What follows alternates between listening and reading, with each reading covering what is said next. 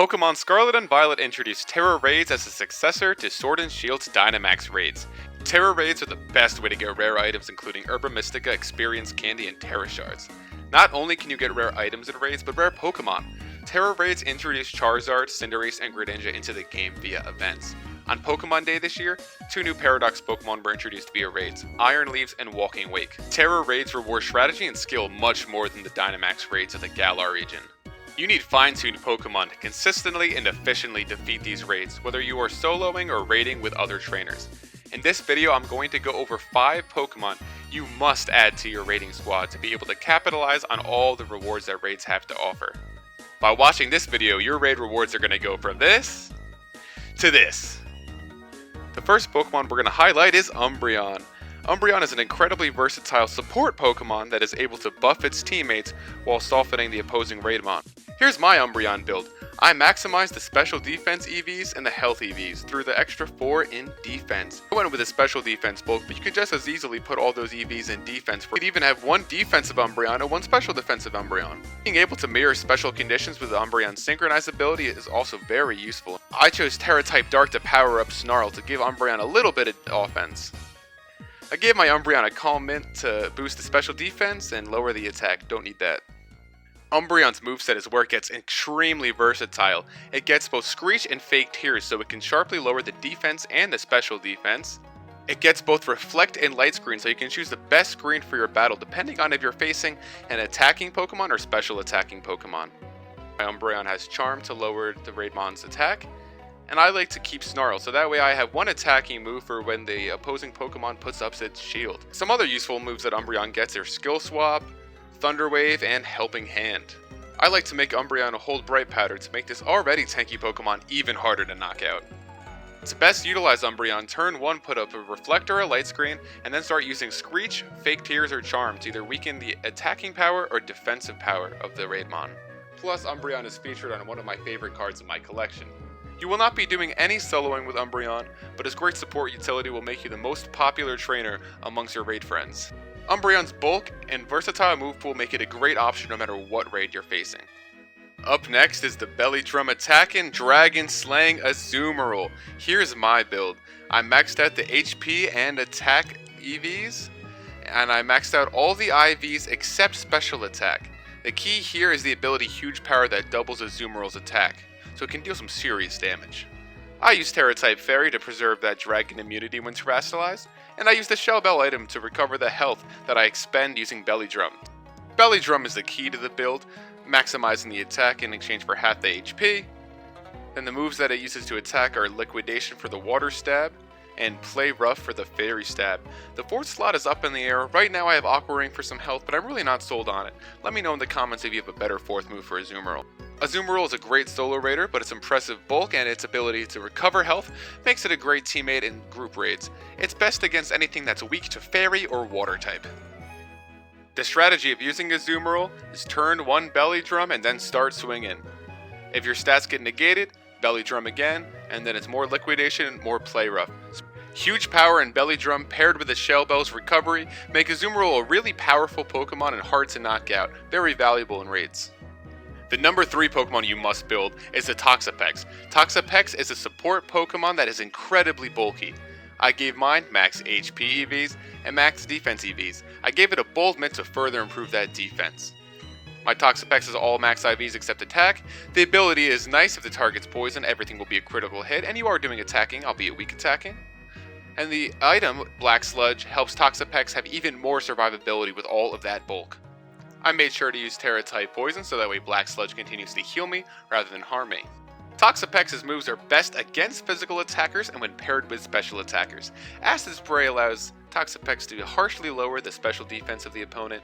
Chilling Water allows Toxapex to lower the attack of the opponent. What's nice is they're both attacks so they hit through the Tera shield. Iron Defense and Recover are to help Toxapex stay alive. The strategy for using Toxapex is to do 1 Iron Defense and then use 3 Acid Sprays to lower the special defense of the opponent all the way. Then you can switch over to lowering the attack with Chilling Water, mix in the Cheers and Recover as needed.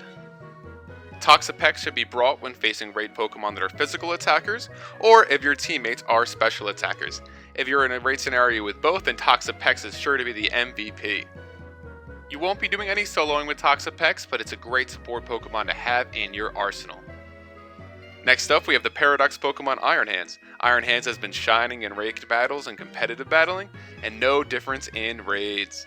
Here's my build. Maxed out the attack EVs, gave it 76 HP EVs, and 172 special defense EVs to spread out that bulk. I maximized all of the IVs except for special attack, and I gave it an Adamant Mint to also raise that attack. Gave Iron Hands the booster energy, so the Quark Drive ability will activate and further boost the attack. Just like Azumarill, this build is focused on Belly Drum to maximize attack for half HP. I get the HP back with Drain Punch. The electric stab I use is Thunder Punch. Don't want to use recoiling moves in Tera raids like Wild Charge. And the fourth move I have is Electric Terrain.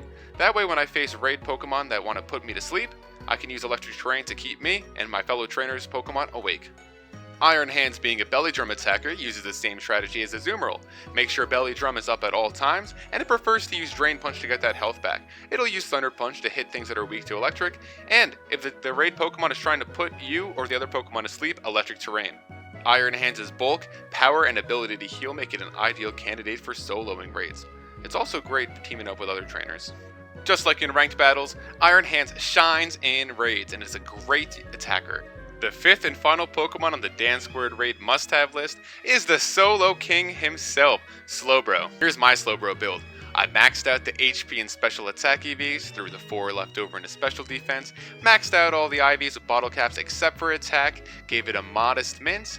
The ability Oblivious isn't too important, it's whatever. Life Orb for extra damage as the item, and I would prefer Tera type as Psychic, but I didn't spend the shards to change it because Slowbro never really has to hit enough times to even be able to Terastallize. Slowbro's moveset is based around stored power, which has an unremarkable base power of 20, but it gains an additional 20 base power for every stage that any of Slowbro's stats are raised. So if we use 3 Iron defenses to raise Slowbro's defense by 6 stages, and 3 Nasty Plots to raise Slowbro's special attack by 6 stages, that is a 12 times 240 base power boost before Life Orb and before that 6 stage boost of special attack. It really adds up fast.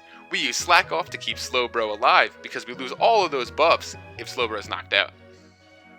To best use Slowbro, you're going to follow a predetermined plan. You're going to use 3 Iron defenses, then 3 Nasty Plots. You'll mix in Slack Off for health or cheers as need be, and once all your stats are raised, you will use stored power for usually a 1 or 2 hit knockout.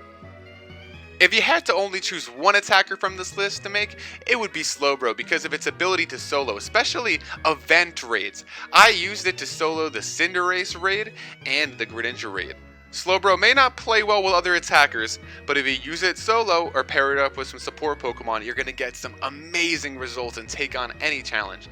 It's best against any Pokemon that's weak to Psychic, but you can get away with soloing all 5 stars and a lot of 6 stars even without the type advantage. Doing group raids and solo raids requires a large variety of Pokemon. 5-star raids can prove extremely difficult when all 4 players choose an attack and raid Pokemon, and 6-star raids can be nearly impossible. It's important to have a wide range of support Pokemon trained in addition to those bulky attackers.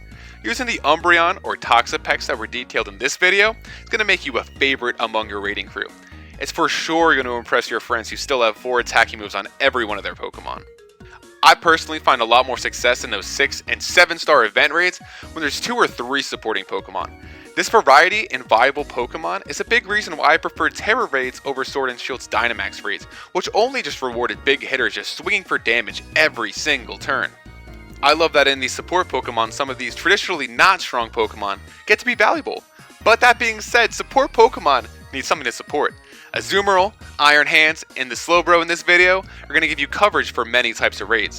When no one's available or you just feel like raiding alone to grind out Tera Shards, these 3 Pokemon are capable of soloing all the 5-star raids and even some 6-star raids depending on the types. As I mentioned earlier, I was able to solo 7-star Cinderace and Greninja raids with ease thanks to that Slowbro. There is no telling which event raids are going to come next, but these 5 Pokemon are going to make you ready for whatever drops next. Whether you are assembling a raid team to grind out shards or Urban Mystica to go shiny hunt, these 5 Pokemon are a must to accomplish your raid goals in Pokémon Scarlet and Violet. Are you using any of these Pokemon with different builds? Are there any Pokemon that I missed? Any of these Pokemon in this video that you were gonna build? Let me know in the comments, and make sure to like and subscribe for more DanSquared content.